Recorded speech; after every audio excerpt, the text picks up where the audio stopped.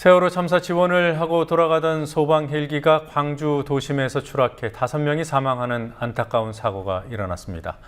추락 상황을 보여주는 영상으로 미뤄볼 때 조종사가 더 큰 사고를 막기 위해 끝까지 안간힘을 썼다는 추정이 나오고 있습니다. 오늘 사고 뉴스 리뷰에서 중점적으로 알아보도록 하겠습니다. 황준호 뉴스 취재팀장 나와 있습니다. 어서 오십시오. 예. 자, 오늘 사고 개요부터 알아보죠. 예, 강원도 소방본부 소속의 헬기가 오늘 오전 10시 53분쯤에 광주 광산구 장덕동의 부영 아파트 옆 인도에 추락해서 탑승자 5명 전원이 사망했습니다. 광주 비행장 이륙 후 4분 만에 일어난 사고였습니다. 탑승자는 조종사 정성철 소방경과 박인돈 소방위, 그리고 정비사인 안병국 소방장, 구조대원인 신영용 소방교, 그리고 이은교 소방사입니다. 주변 버스 승강장에 있던 여고생 1명도 파편에 맞아서 가벼운 부상을 당했습니다.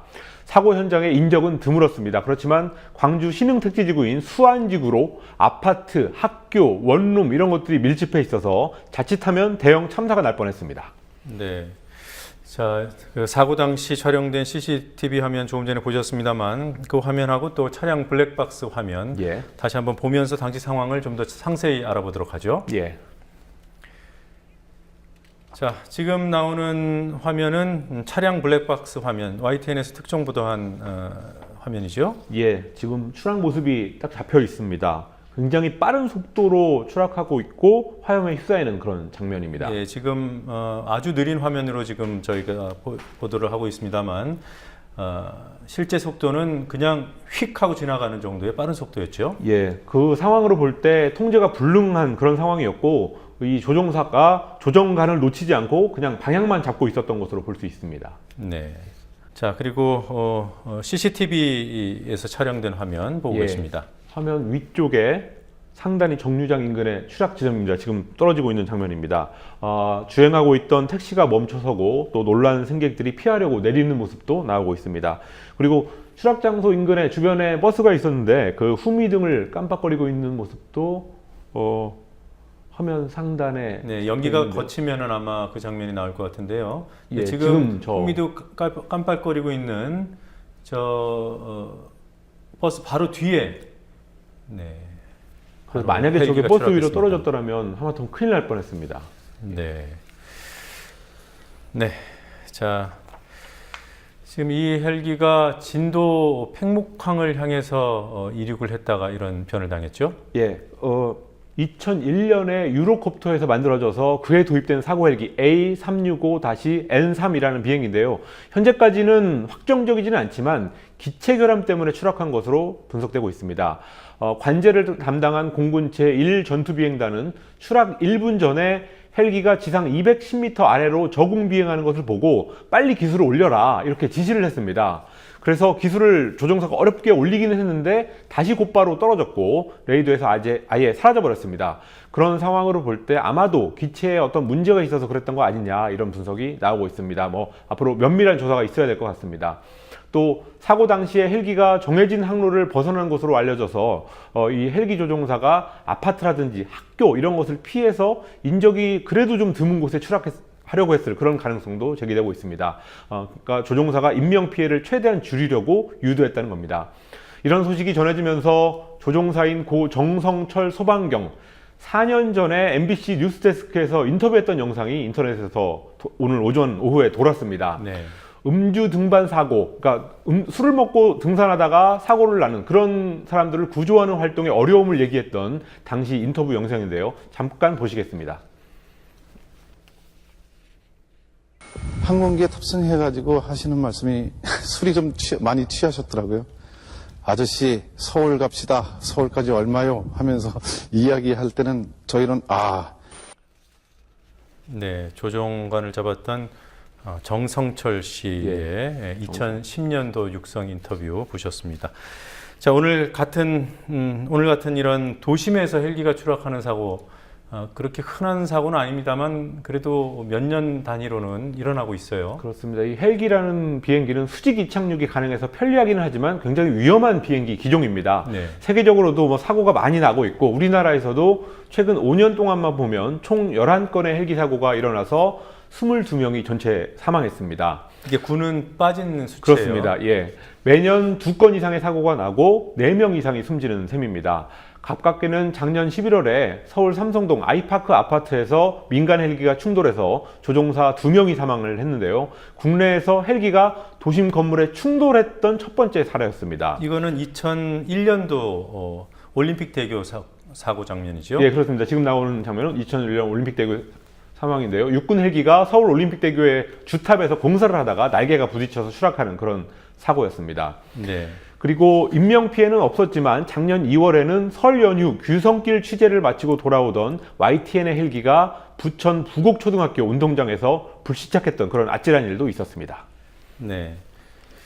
자, 전교조가 전임자 중 일부를 학교로 복귀시키기로 결국 결정을 했군요. 오늘 주요 뉴스들 좀 알아볼 텐데요. 전교조 소식부터 알아보겠습니다. 예, 교육부가 정한 전교조 전임자, 그러니까 노조에서 전임으로 일했던 사람을 학교로 다시 복귀하는 그 시한이 21일, 그러니까 다음 주 월요일입니다. 오늘 전교조가 전임자 70명 중에서 39명을 복귀시키겠다고 결정했습니다. 그리고 시한 후에도 복귀하지 않는 전임자는 본부 10명, 그리고 전국 각 지부에 있는 21명, 이렇게 해서 총 31명은 복귀하지 않겠다고 결정했습니다. 일종의 부분 복귀 결정인데요. 그동안 아무도 복귀시키지 않겠다라고 했던 전교조가 교육부에다가 일종의 타협안을 던진 것으로 해석되고 있습니다. 전교조는 계속 있을 남아있는 31명은 노조를 유지하기 위한 최소한의 행정인력이라고 강조하고 있습니다. 전교조가 이렇게 어느 정도의 융통성을 보였지만 교육부는 복귀 명령을 거부하면 직권 면직에 들어갈 수 있다는 입장을 계속 밝히고 있습니다. 그렇지만 새 교육부 장관이 임명되지 않은 그런 리더십 공백 상황에서 교육부가 진보 교육감들과의 어떤 갈등 요소가 있을 수 있는 그런 직권 면직이라는 초강수를 꺼낼 수 있을까 좀 쉽지 않을 거다, 이런 관측도 나오고 있습니다. 네. 그리고 전교조 관련 소식이 하나 더 있는데요. 전교조 입장에서는 좀 반가운 소식일 것 같습니다. 예, 경기도 선거관리위원회가 전교조의 채권 압류 신청을 받아들여서 조전혁 전 경기도 교육감 후보의 선거비용 보전금 39억 3천여만 원 중에서 12억 9천여만 원을 전교조에 줘라라고 결정을 했습니다. 조전혁 후보가 선거 때 쓴 돈의 일부를 선관위가 보전을 해주는데 그 중에서 3분의 1 정도를 전교조에 주라, 이런 결정이었습니다. 조전혁 전 후보는 한나라당 국회의원이었던 지난 2010년에 전교조 교사 명단을 공개해서 전교조가 이 사람을 고소했던 인물입니다. 법원이 그 조전혁 의원에게 전교조에 손해배상을 하라라는 판결을 내렸지만 그동안 배상을 하지 않고 계속 버텨왔습니다. 그래서 원래 배상금은 8억 4천만 원이었는데 여기에 이자가 붙고 하면서 12억 9천만 원을 배상하게 됐습니다. 네.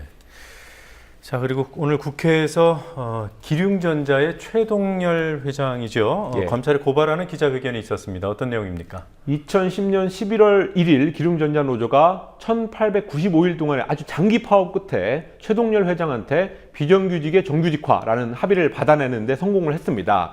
당시에 최 회장이 고용 승계를 위한 생산 설비를 마련하겠다라고 하면서 2013년 5월까지 유예 기간을 달라, 이런 요구를 했고 노조가 받아들였습니다.